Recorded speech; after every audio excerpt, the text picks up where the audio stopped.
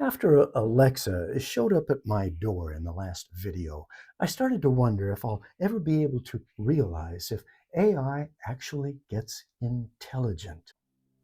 I mean, after all, it seems really smart right now. But is it? And if we're never able to tell, where does that leave us? As I was preparing for this video, I was stuck on a phrase, and I thought, well, I'll just turn to my AI agent Arlo and ask him if he could give me a couple of examples that would better illustrate what I was after. In seconds, he gave me 3 options that were better than mine.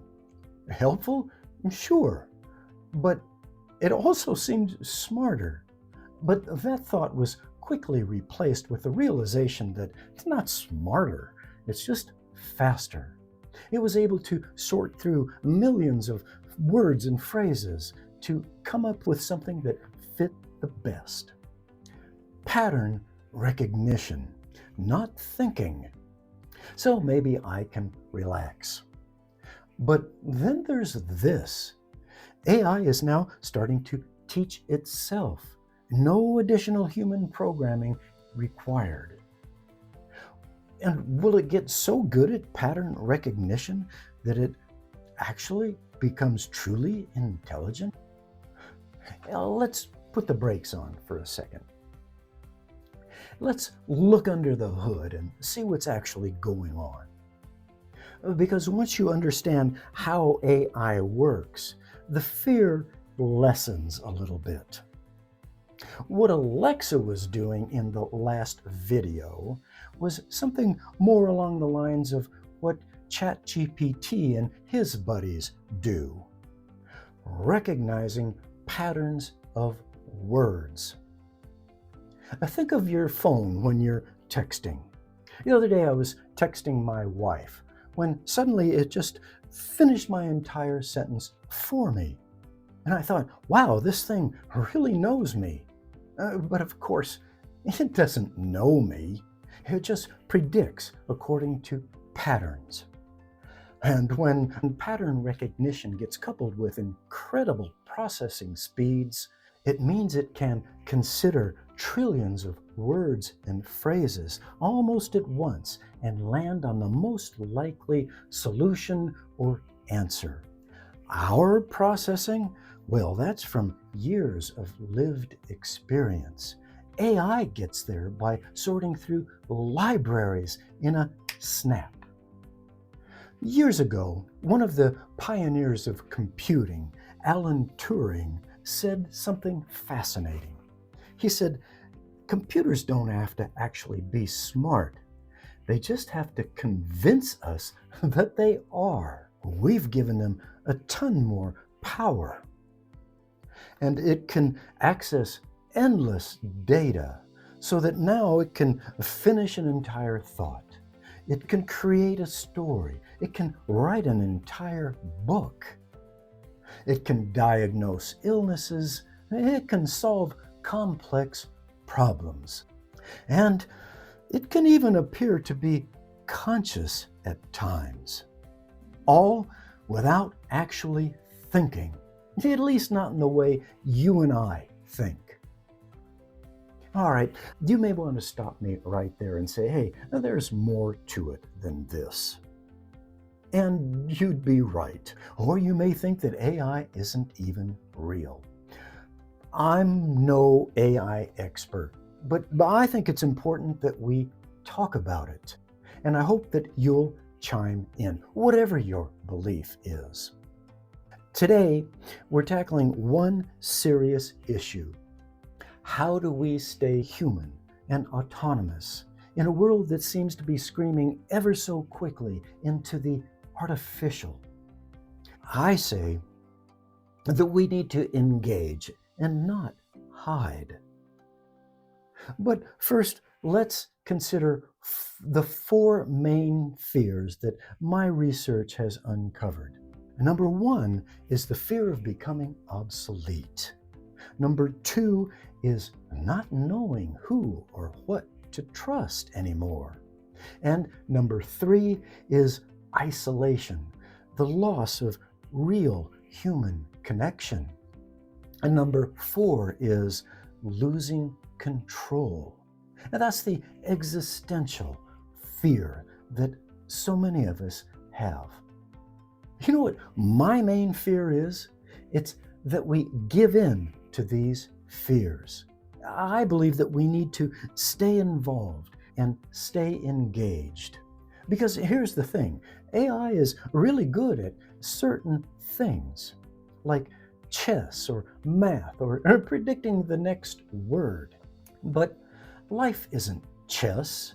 Life isn't rules and possibilities.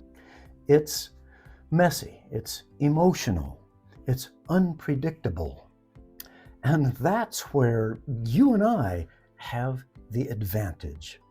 Let me share a personal example of what I mean. Some time back, I had a job that was going really well until suddenly the company that I was working for folded. Now, at that point, I had the option of switching industries and getting another job, or maybe stay within the same industry and create my own business. Now, I didn't make that decision based on math or some kind of equation. I made it by just a gut feeling and by using experiences that taught me lessons in the past. AI, on the other hand, has those libraries. It just doesn't have the gut. It has the maps, but it's never walked the trail. We feel, we intuit, we understand based on life experiences. And frankly, that's the difference between wisdom and mere intelligence. Intelligence can lead us to options, but wisdom helps us make better choices. Let's go over those 4 main fears that we have and their remedies. Fear number 1 was becoming obsolete. It's not about just losing a paycheck. It's about feeling unnecessary. If a machine can do my job, solve my problems, even teach me about life, what am I good for? That's the intellectual assessment. The wisdom's remedy is this: focus on what AI can't do. Human judgment, true creativity, human relationships. Find one thing that you can focus on that makes you completely human and work on that.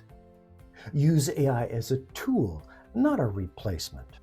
And here's fear number 2, the loss of truth and trust.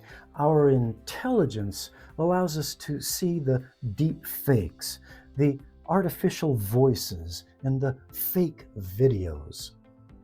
Intelligence helps us realize that we can't always trust what we see and hear anymore. If we can't believe a video about a world leader, or trust the voice that we hear when we're talking to our grandson on a telephone call, how do we know what is real? Here's what wisdom's remedy says: slow down, verify sources, ask, who benefits from me believing this? Wisdom also leads us to building trust networks with people we know personally. Let's make truth-seeking into a skill. Here's fear number 3, losing control.